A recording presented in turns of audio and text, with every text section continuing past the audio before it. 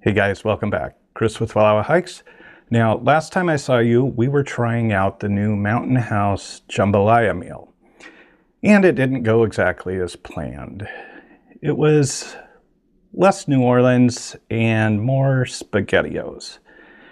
And after 25 years on the trail, I know we can do better.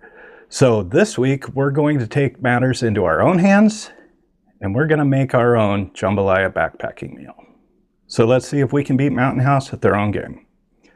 Now, if you missed that last video, I'll leave a link below, and I'm also going to put the recipe in the description below so you don't have to follow along with the video while you cook this. So let's go to the kitchen and we'll start with the ingredients you're going to need. Now, to make this work for the trail, we're going to have to keep this low fat because fats don't dehydrate well. So let's take a look at the lineup. We're going to be using 2 chicken breasts, skinless, boneless, cut into chunks. 1 pound of andouille sausage links. Now today we're going to be using a chicken andouille sausage because it has a lower fat content. We're also going to need 1 large onion, 1 red bell pepper, 2 ribs of celery, a 28-ounce can of diced tomatoes, 2 cups of chicken broth, 2 cups of minute rice. We're also going to have Cajun seasoning, dried thyme, dried oregano, and cayenne pepper.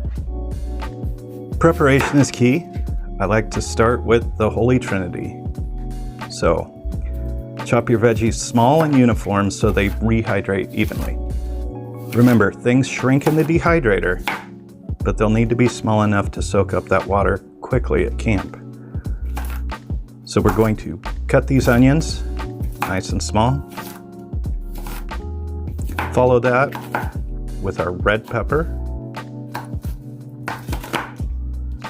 And finally, chopping up that celery. Once the veggies are set, we'll move on to the protein. Now I'm dicing the chicken into small, uniform pieces so they'll rehydrate very easily. And I'm also going to be slicing the sausage into consistent medallions. As we've said in previous dehydrating videos, uniformity is everything. If the sizes vary too much, some pieces are going to be rock hard while others stay mushy. So try to keep everything approximately the same size. Now, once I've prepped all these ingredients, we're going to brown those sausage medallions. I'm going to put these on a medium-high heat, and we're just going to want to get a nice, crisp brown on these.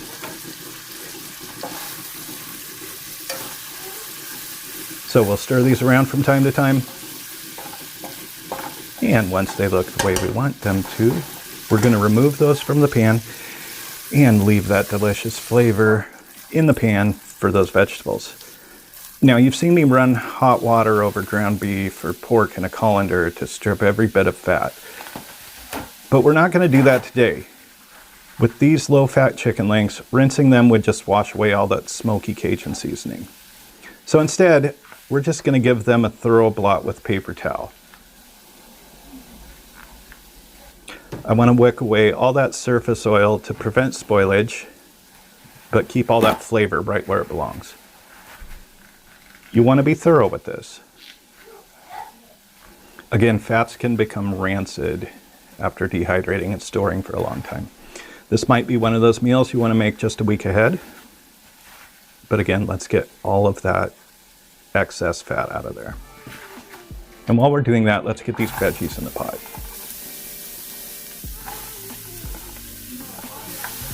We're going to saute those vegetables in the pan drippings for about 5 to 7 minutes until they're translucent. You're going to want to stir these around from time to time. Make sure nothing sticks. And after 5 to 7 minutes, we want to add those chicken chunks in here. Now, we don't have to thoroughly cook them right now, but we want to get a nice little sear on these, get some of that flavor into the chicken. Mix that up, and we'll let that go for a little bit. Okay, next I'm going to add my spices. I've got a tablespoon of Cajun seasoning.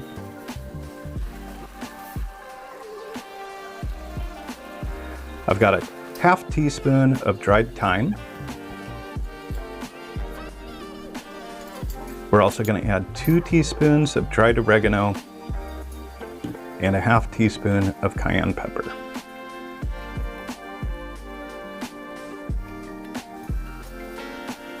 And now that I have my spices in there, we're going to add that 28-ounce can of diced tomatoes, 2 cups of chicken broth,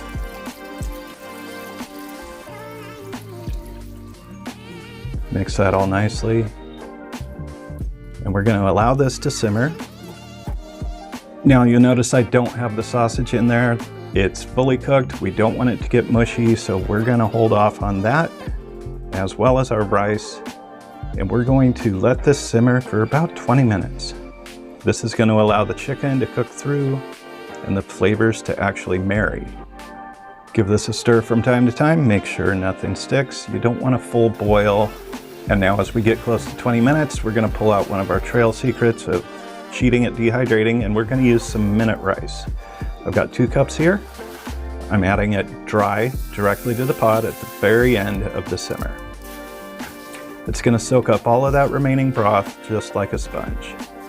Because it's pre-cooked and dried at the factory, it's going to rehydrate on the trail at the exact same speed as the rest of the meal. So you don't have to worry about crunchy rice. Of course, we're adding at the same time our andouille sausage. Give everything a good mix.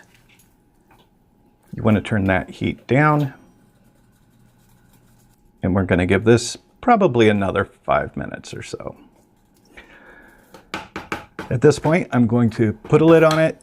That's going to help that rice work a little better and marry some more of those flavors. And after about 5 minutes, we're finished. Now, this is a pretty big recipe. I doubt you're going to dehydrate all of this. So it's a really good opportunity to have a nice dinner while bringing something out into the backcountry that you know is good. Now with the finished product, figure out what kind of portion you're going to want out there and dehydrate that much. So we're going to spread this thin and even on our trays. I'm using parchment paper in this case, otherwise this is just going to drip through.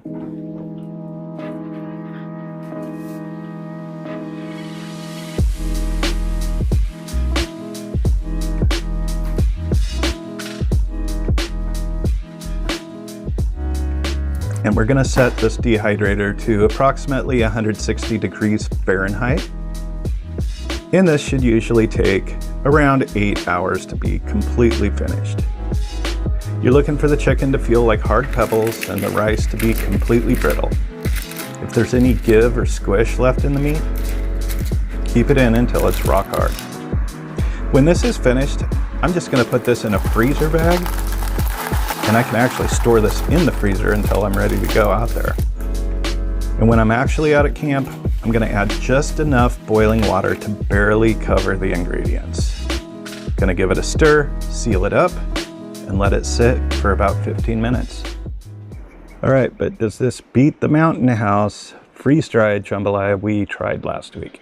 We gave that a 5 out of 10. And what I have here is homemade, dehydrated, ready for the trail. And we know it's not going to taste like SpaghettiOs. Let's give this a try. Got a little bit of everything.